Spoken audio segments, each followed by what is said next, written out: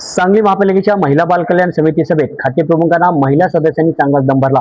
सभा सुरू असतानाच अनेक खातेप्रमुख पार्टी मीटिंगसाठी जाण्याची तयारी करत होते, मात्र सभा संपल्याशिवाय सभेतून न जाण्याचे आदेश सभापती बानू जमादार यांनी दिले। तर महिलांना कमी लेखू नका अशा शब्दात महिला सदस्यांनी संताप व्यक्त केला।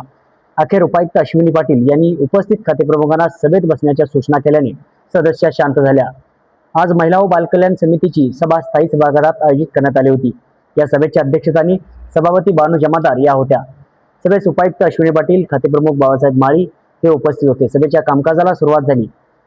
सभेत महिला सदस्यांनी अनेक विषयावर चर्चाही सुरू केली। याच दरम्यान डॉक्टर वसंतदादा पाटील सभागृहात भाजपची पार्टी मीटिंग होती आणि यासाठी महापौर धीरज सूर्यवंशी यांनी अधिकारी खातेप्रमुखांना बोलवण्यासाठी खाली निरोप पाठवला। हा निरोप येताच महिला व बाल कल्याण समिती सभेत बसलेले खातेप्रमुख पार्टी मीटिंगसाठी जाण्यासाठी निघाले। त्यावेळी उपस्थित महिला सदस्या रोहिणीताई पाटील, बिल्किस बुजुर्ग, विद्याताई नलवडे, अश्विनी कदम, योगिता राठोड, नसीम नाईक, अश्विनी कोळेकर यांनी याबद्दल संताप व्यक्त करत सभा संपल्याशिवाय कोणीही अधिकाऱ्यांनी सभा सोडून जाऊ नये असे ठणकावले। यावेळी सर्व सदस्यांनी सभापती बानू जमादार यांच्याकडे यावर तक्रार मांडत अधिकाऱ्यांना सभेमध्ये बसण्याबाबत आदेश करावेत अशा प्रकारचा आग्रह धरला। अखेर सभापती बानू जमादार यांनी सर्वच उपस्थित खातेप्रमुख यांनी सभा संपल्याशिवाय जाऊ नये असे आदेश केले। यामुळे बैठकीतून उठलेले अधिकारी पुन्हा बैठकीत बसले। यावेळी उपायुक्त अश्विनी पाटील यांनी अधिकाऱ्यांना बसण्याबाबतच्या सूचना केल्या।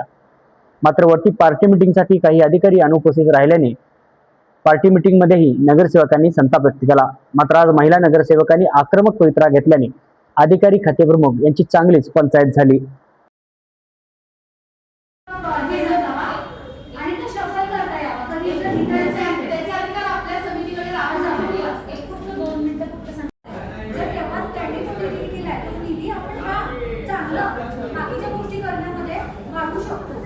तिथे हा निधी आपण शिफ्ट करूया।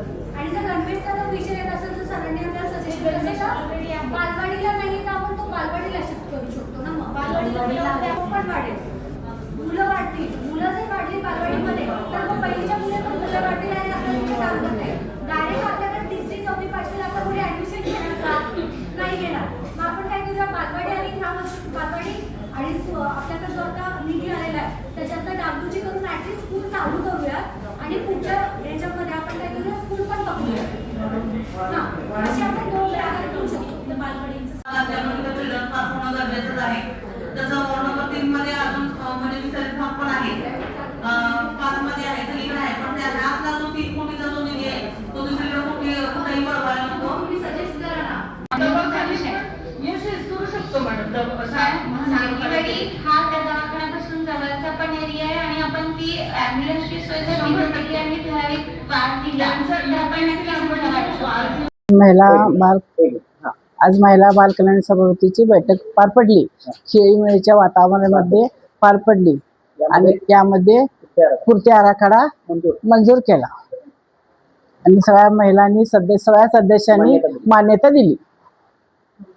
हो, जर आता बघितलं असेल की जसं कसं होतं महिला बाल कल्याणला हा दुय्यम स्थानावर बघितलं जातं, तर तसं न होता माझं सगळ्यांना सजेशन आहे की जेव्हा ज्या समितीची मीटिंग आहे तुम्ही त्याला किंमत द्या, तिथून उठून न जाणे हा महत्त्वाचा मुद्दा आहे। कारण की आम्ही रस्ता, गटार आणि नळसाठी तर आम्ही महानगरपालिकेमध्ये भांडत आलोय, पण आता आपण त्याच्यापेक्षा व्यतिरिक्त पुढचं भविष्य आम्ही आज महिला बाल कल्याणच्या हातात काय भविष्य आणि ते आम्ही स्ट्रॉंग करायच्या दृष्टीने चाललेलो आहोत। आमचे सगळे 16 सदस्य खूप स्ट्रॉंग आहेत। मग असं जर मीटिंग चालू असतील तर त्यांनी उठून जाणं हे चुकीचं आहे, तर त्याच्या विरुद्ध आम्ही आवाज उठवलेला आहे। हो, पुन्हा बसवलंय, बसायलाच हवं ना सर, महत्वाचा मुद्दा आहे। असं पुन्हा होऊ नये ही माझी प्रशासनाला विनंती आहे, कारण की हा महत्त्वाचा मुद्दा आहे। महिला बाल कल्याणच्या द्वारे आम्ही खूप सारे प्रोग्राम घेऊन येणार आहे। प्रशिक्षण असून दे, शिक्षण असून दे, मानसिक आरोग्य असून दे, शारीरिक आरोग्य असून दे, महिलांचं सक्षमीकरण असून दे, ह्या सगळ्यांसाठी आम्ही आज लढत आहोत, आम्ही मिटिंगा करत आहोत। तर आमचा पण तो महत्त्वाचा मुद्दा आहे, हे सगळ्यांनी समजून घ्यावा आणि पुन्हा असं मीटिंगमध्ये उठून जाऊ नये